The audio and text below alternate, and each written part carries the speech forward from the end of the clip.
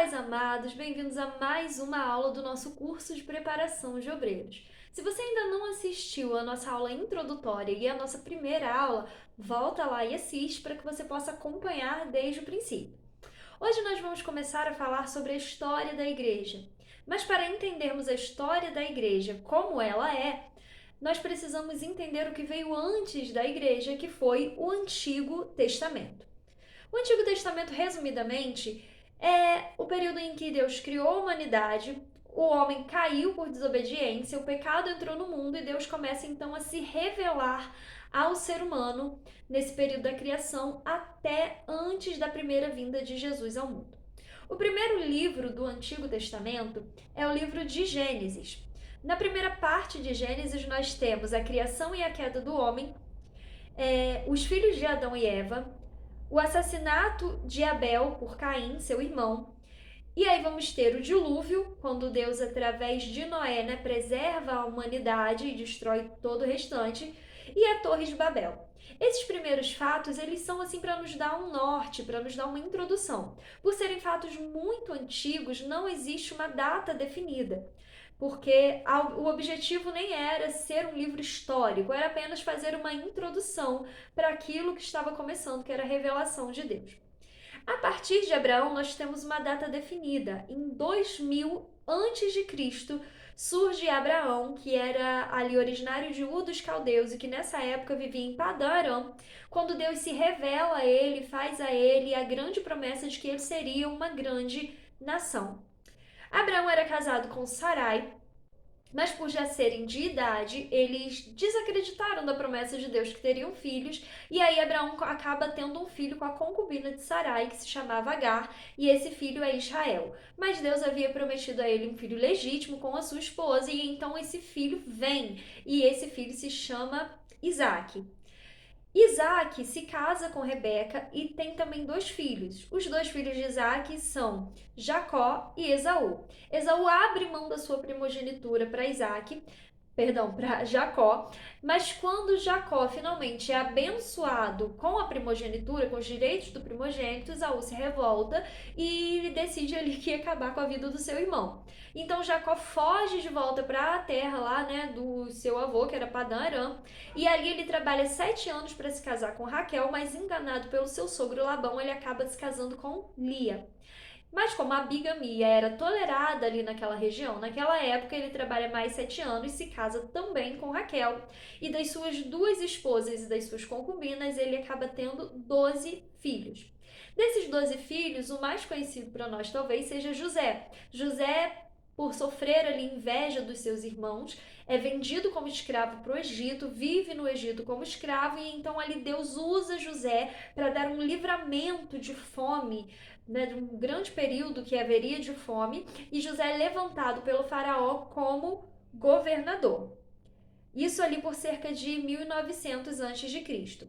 Em 1870 a.C., quando José já estava estabelecido como governador e que aconteceu toda aquela fome que Deus havia revelado a ele que ia acontecer, ele traz, com a permissão do faraó, toda a família do seu pai, com todos os seus descendentes, empregados, todo mundo, e eles vão viver no Egito. Eles ficam no Egito por cerca de 400 anos. Ou seja, exatamente 400 anos. Mas é importante lembrar que esses 400 anos não foram de escravidão. Eles não foram escravos no Egito por 400 anos. Eles viveram no Egito por 400 anos. E ali no último século e meio que eles ficaram ali, eles, enfim, foram feitos escravos porque o governo do Egito mudou as suas regras, mudou a sua política e começou a oprimir aqueles estrangeiros que viviam ali, e eles passaram a ser escravizados. Então, esclarecendo, 400 anos eles viveram no Egito, aproximadamente 100 ou 150 anos eles foram escravos no Egito. E aí, em 1526, nasce Moisés. Moisés, que foi usado por Deus para libertar o povo do Egito. Ele foi criado, no templo, no palácio de Faraó, e recebeu ali toda a educação, tinha um senso de justiça muito grande, quis fazer justiça para o seu povo. Tentou fazer isso com as próprias mãos, acabou matando um soldado egípcio, fugiu, para a terra de Midian, e ali na terra de Midian ele teve também o seu encontro com Deus. Se você parar para observar, todos esses patriarcas, em algum momento eles tiveram um encontro pessoal com Deus, em que Deus fala com eles, faz promessa a eles, né? E aí, em 1446, acontece o êxodo. O povo finalmente sai do Egito e é conduzido por Moisés até o Sinai. Ali no Sinai, Deus dá os 10 mandamentos. Nesse mesmo período é construída a Arca da Aliança, né, que marca a presença de Deus. E Moisés começa a guiar o povo em direção à terra prometida. Mas por rebelião do povo, uma viagem que podia durar apenas alguns dias acabou durando 40 anos ali no deserto. Moisés morre, mas ele toma o cuidado de deixar um sucessor para continuar a sua missão. E esse sucessor era Josué. Josué não era filho de Moisés, era um sucessor que ele preparou para continuar a sua missão. E aproximadamente em 1400, Josué se levanta como líder do povo, conquista a terra prometida, atravessa o Rio Jordão a seco, destrói ali as muralhas de Jericó, né? São histórias muito conhecidas nossas. E o povo, né, as tribos, as 12 tribos de Israel se estabelecem na terra. E um fato curioso, interessante, é que as tribos, na verdade, eram 13, que eram os 12 filhos de Jacó e mais os 2 filhos de José. Eu sei que 12 mais 2 dá 14, só que José não deu nome a uma tribo, não existia a tribo de José. Mas no lugar da tribo de José, existia a tribo de Efraim e Manassés, que eram os seus 2 filhos. E ainda assim, nós temos 13 tribos e não 14, porque os levitas não receberam herança. Os levitas viviam na parte ali da terra prometida que era consagrada ao Senhor. Então, eles não receberam herança, ficando assim 12 tribos. E aí nós continuamos aqui na história. Em aproximadamente 1350, falece Josué sem deixar sucessor para sua missão. O povo fica ali vagando sem, né, um líder. E aí começa o período dos juízes, porque o povo se rebelava contra Deus, aí era levado cativo, era devastado, aí se arrependia, clamava a Deus e Deus levantava um juiz, e o povo viveu nesse ciclo, né, de levanta, cai espiritualmente por muitos anos. Aproximadamente 350 anos o povo viveu nesse sobe e desce, né, espiritual. E nesse período se levantaram muitos juízes, alguns bem conhecidos de nós, que são Otoniel, Jefité, Sansão, Baraque, Débora, Gideão. Quando esse período dos juízes vai acabar? Vai acabar aproximadamente 1000 anos antes de Cristo. O último juiz foi Samuel, e aí o povo começa a clamar por um rei. Nem era plano de Deus inicialmente ali que o povo tivesse um rei, mas eles viam que nas terras ao redor os povos tinham um rei, e eles rejeitam Samuel como um líder. Samuel era um juiz levantado por Deus, e eles começam a clamar por um rei. E então, como uma permissão de Deus ali, Samuel unge Saul. E começa o período da monarquia unida. E aí, quando cai Saul, Deus levanta Davi. Davi expandiu o reino, conquistou Jerusalém, tornou Jerusalém a capital do reino. Foi um dos reis mais importantes, se não o mais importante antes de Cristo. Considerado um homem segundo o coração de Deus, apesar de todas as suas falhas, mas pela sua sinceridade perante Deus.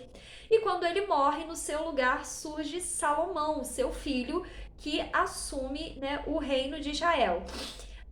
Salomão foi conhecido por ser um rei muito sábio e rico, e ele constrói o templo, porque até então o povo adorava Deus no tabernáculo. O tabernáculo era aquela tenda de adoração, o templo móvel. E então Salomão constrói o templo fixo, e o templo passa a ser o lugar de adoração. Infelizmente, no fim da sua vida, Salomão apostatou, cometeu ali idolatria e abandonou a fé no Deus de Israel e não deixou um bom exemplo no fim da sua vida.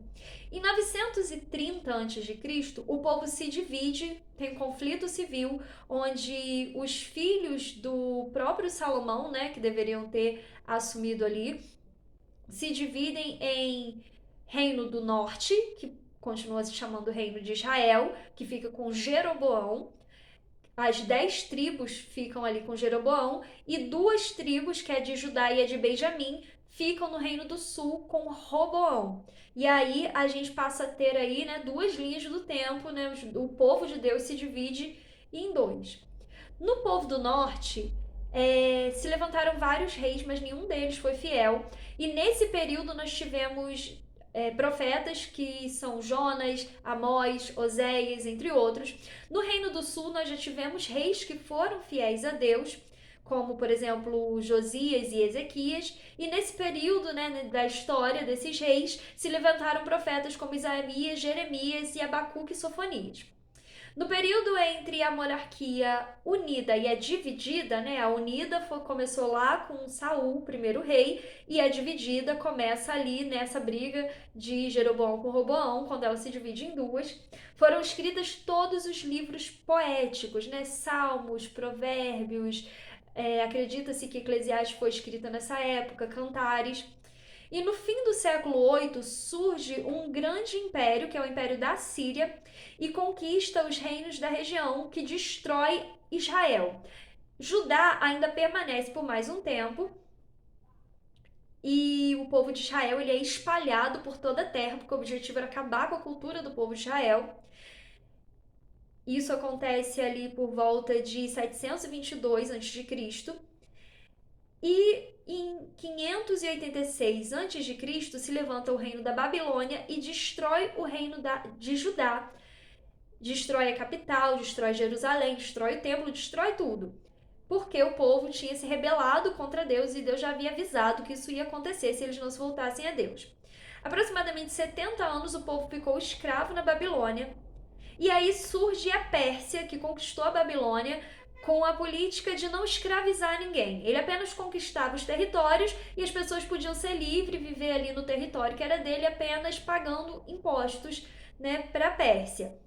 E aí, então, o povo retorna para Jerusalém. Em 539, Esdras e Neemias reconstroem os muros, reconstroem o templo e o povo começa a buscar a Deus novamente. Acontece um grande avivamento. Nesse período, o Antigo Testamento começa a ser organizado, os livros do Antigo Testamento começam a ser organizados e a identidade religiosa dos judeus ganha muita força. Até 400 anos antes de Cristo, onde termina o Antigo Testamento. Então o povo percebe ali, poxa, nós nos afastamos de Deus, sofremos, fomos escravizados, não podemos mais passar por isso, vamos organizar os nossos escritos, as nossas profecias e vamos servir a Deus. E aí, até 400 antes de Cristo, todos esses fatos aconteceram e depois, 400 anos, foi o período considerado de silêncio de Deus. Não que Deus não falasse, mas não houve nenhum registro de nenhuma voz profética fazendo profecias, né, que ficassem ali nos livros históricos do povo. Depois desse período de 400 anos, enfim, surge Jesus Cristo, nascido ali em Belém, do ventre de Maria, concebido pelo Espírito Santo, mas aí a gente já vai começar na próxima aula a estudar sobre isso. Espero que vocês tenham entendido. Se ficou alguma dúvida, vocês podem mandar mensagem aqui no grupo, podem perguntar. E que Deus abençoe e que nós possamos cada dia mais estudar a sua palavra. E acompanhem as aulas.